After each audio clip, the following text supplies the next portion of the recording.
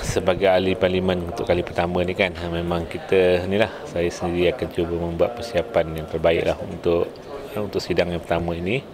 Dan dalam masa sama juga kita PAS Pusat tadi di bawah Lajnah Ahli Parlimen telah bermesyuarat dan telah assign tugas-tugas mengikut kementerian lah. Dan saya diamanahkan untuk beberapa kementerian, antaranya untuk Jabatan Perdana Menteri, Kementerian Dalam Negeri dan juga Kementerian Wilayah Persekutuan. Sebab Kementerian Dalam Negeri khususnya banyak melibatkan isu-isu perundangan seperti melibatkan SPRM, polis, Suhakam dan sebagainya lah.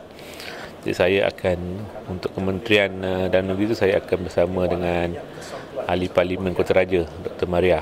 Jadi kita akan cubalah cuba participate dalam setiap perbahasan yang mengikut kemampuan kita lah. Mudah-mudahan pengalaman saya sebagai peguam itu boleh membantu saya lah untuk dari segi menjalankan tugas sebagai ahli parlimen dengan lebih berkesan dan lebih baik lah, insya-Allah, mudah-mudahan. Bagi saya mengharapkan pengalaman apa ni jadi peguam tu mungkin boleh membantu saya lah. Dan saya akan cubalah berbahas dengan kemampuan yang ada pada saya. Bagi saya dalam parlimen ni yang paling penting ialah kita berhujah dengan hujah yang bernas, dengan ada bukti dan sebagainya lah. Kita tidak bercakap kosong. Jadi setiap percakapan kita akan dinilai. Jadi bagi saya tak kisahlah kita berhadapan dengan siapa, Perdana Menteri ke, selagi mana kita punya hujah yang kuat, dan kita committed dengan apa yang kita perjuangkan, saya rasa insya-Allah lah kita bersedia untuk berhadapan dengan siapa saja. Dari segi persiapan, selain daripada persiapan individu, saya ada kumpulan pemikir peribadi dan ada juga kumpulan pemikir yang disediakan oleh Sekretariat Parti yang sentiasa membantu sebelum daripada ini, termasuklah dalam tempoh kempen pilihan raya. Kemudian kementerian yang akan saya tackle ialah kementerian yang pertama, Kementerian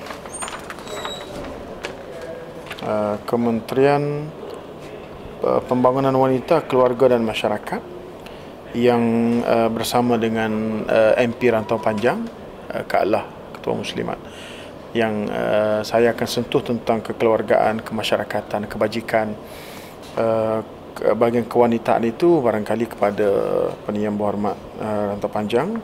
Kemudian Kementerian Sumber Asli dan Alam Sekitar, yang ini barangkali menyentuh tentang beberapa aspek khusus selain daripada benda-benda yang lebih umum, khususnya yang berkaitan dengan royalti ataupun yang berkaitan dengan hal pendaratan minyak dan gas di Kelantan.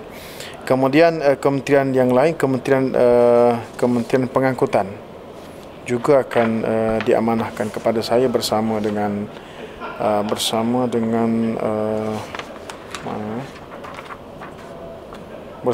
Shah Alam, YB Khalid Samad.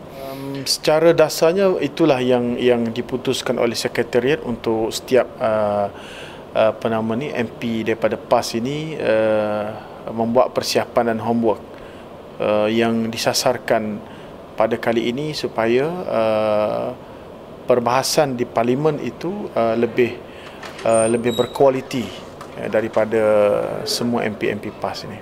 Dan hari ini baru kita sedang mesyuarat hari ini untuk memastikan supaya 21 orang ahli parlimen kita berperanan, dan kita telah pun memberikan setiap ahli parlimen itu ada beberapa kementerian-kementerian yang akan mereka fokus. Bukan berarti kementerian lain mereka tak fokus, tapi kementerian itu perlu diberikan prioriti, keutamaan. Ini yang kita hendak, dan kita harapkan bahawasanya kita akan berikan satu cadangan-cadangan bersifat konstruktif, dan juga kita akan membangkang perkara-perkara yang bersifat merugikan untuk kepentingan rakyat sebagainya.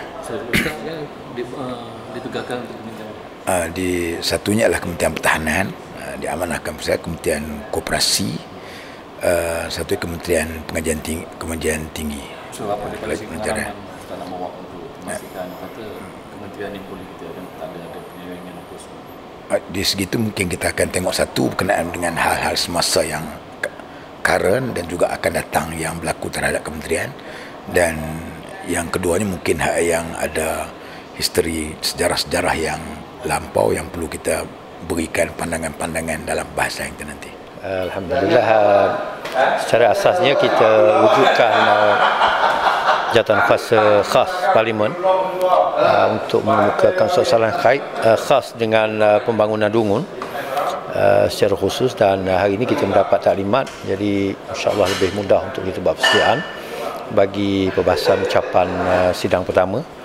Dan dalam keadaan itu kita akan cuba bangkitkan juga perkara yang berkait dengan perkhususan kementerian yang telah dipertanggungjawabkan kepada Ahli Parlimen Dungun, dan secara umumnya ialah untuk kepentingan masyarakat dan pembangunan setempat serta secara nasional yang lebih memberi faedah dan kesan kepada semua bagi kita menghadapi satu kedudukan dalam suasana Pakatan Rakyat yang akan membawa input perkembangan yang lebih baik untuk kepentingan bersama.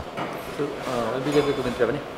Kementerian Belia dan Sukan serta kementerian berkait dengan pengguna yang insya-Allah itu akan kita berikan perhatian.